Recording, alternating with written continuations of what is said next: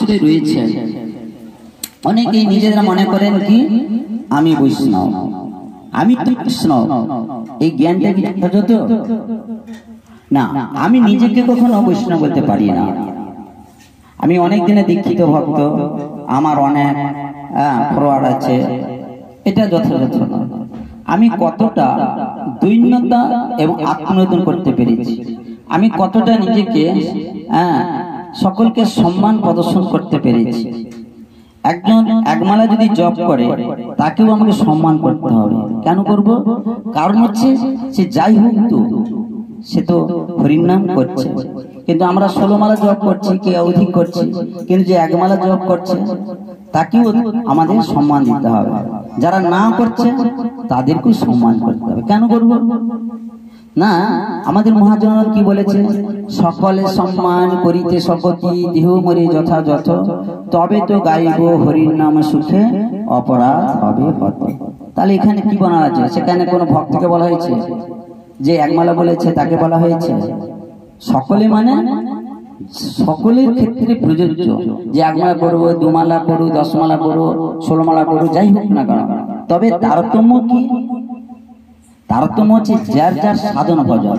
একজন ব্রহ্মচারী যিনি হবেন তাকে গুরুত্ব দিতে হবে, কারণ তিনি সংসার জীবন থেকে অবসর গ্রহণ করে তিনি ভগবানের সেবায় জীবন শুরু করেছেন।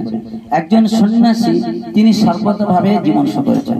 একজন গৃহস্থ তিনি সংসারের সেবা করছেন, ভগবানের মহিমা সেবা করছেন। তাহলে এখানে বিচার কি হবে না? একজন গৃহস্থ, বানপ্রস্থ, সন্ন্যাসী তাদের গুণগত কি হবে? যিনি সর্বতভাবে জীবন শুরু করেছে। একজন আদর্শ গৃহস্থ জীবন যাপন করেও যদি সে যদি ভগবানের সেবায় জীবন শুরু করেছে, তার মানে তাকেও খাটো করে দেওয়া যাবে না। প্রভুপাদের সময় অনেক গৃহস্থ ভক্ত ছিলেন, তারা সন্ন্যাসীর সমতুল্য ছিলেন। আবার মহাপ্রভুর সময়ে সেরকম ভাবে অনেক গৃহস্থ জীবন যাপন করেছিলেন যারা অনেক ঊর্ধ্বে ছিলেন। ঠিক সেই জন্য শাস্ত্রে বলা হয়েছে বানপ্রস্থ হোক, সন্ন্যাসী হোক, ব্রহ্মচারী যাই হোক না কেন, সকলকে আমাদের সম্মান করতে হবে। তবে গৃহস্থদের প্রধান লক্ষ্য কি? প্রধান লক্ষ্য হচ্ছে ব্রহ্মচারী এবং সন্ন্যাসীগণ যখন আমাদের গৃহে আসবে তাদের সবচেয়ে বেশি যত্ন নিতে হবে, কারণ তাদের অবলম্বন হচ্ছে গৃহস্থ। এটাই আমাদের জানতে হবে। একজন সন্ন্যাসী যে হয়েছেন বা গৃহস্থ হয়েছেন, তারা গৃহে যদি আসেন তাদের যথাযথভাবে সম্মান করতে হবে। আমি এই উড়িষ্যায় এসে কিছু লক্ষ্য করি, আমার মনে হয় ব্রহ্মচারী এবং সন্ন্যাসীদেরকে আরো বেশি করে যত্ন নেওয়া উচিত। তাহলে কি হবে? গুরু মহারাজ প্রভুপাদ অত্যন্ত খুশি হবে। কারণটা কি?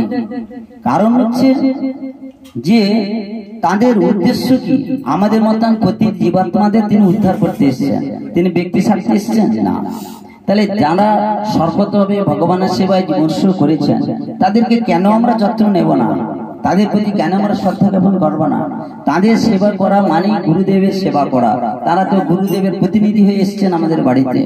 তাহলে ওনাদেরকে যদি আমরা খুব যত্ন করি তাহলে কি হবে? গুরুদেব পরম্পরা সকলেই খুশি হবে। এই বিষয়ে সকলে যত্ন নিলে ভালো।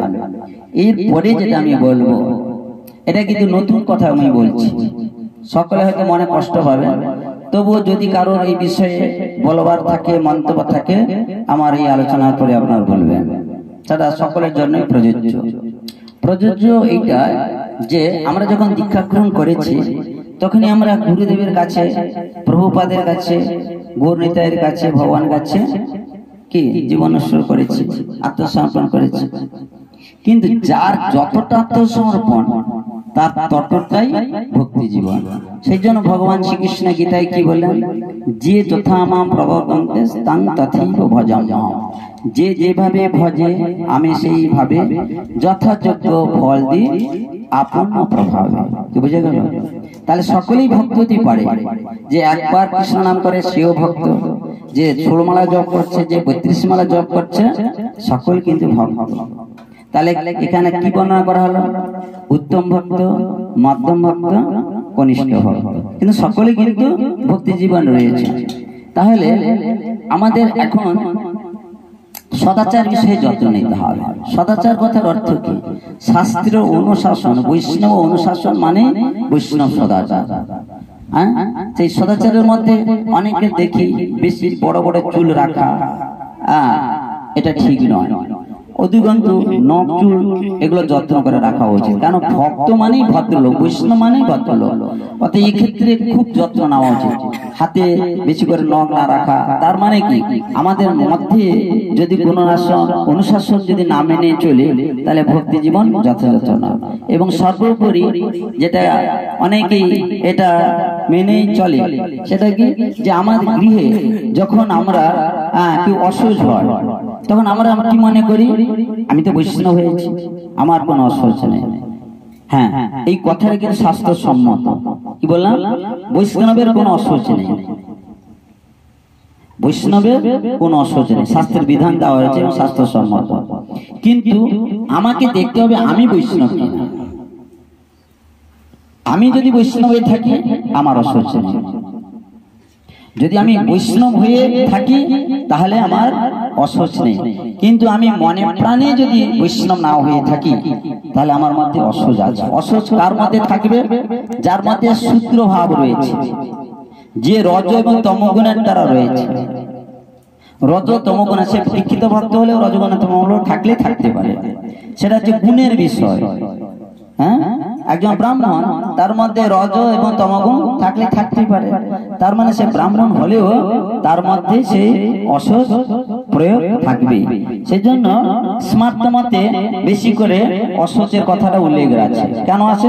তারা যেহেতু বিধিনিষেধ পালন করে না, তাই তারা যথাযথভাবে না মানার ফলে কি হয়েছে, তার অসহ্যটা পালন করে ফেলে। 10 দিন যদি পূজা না হয় কি অসুবিধা?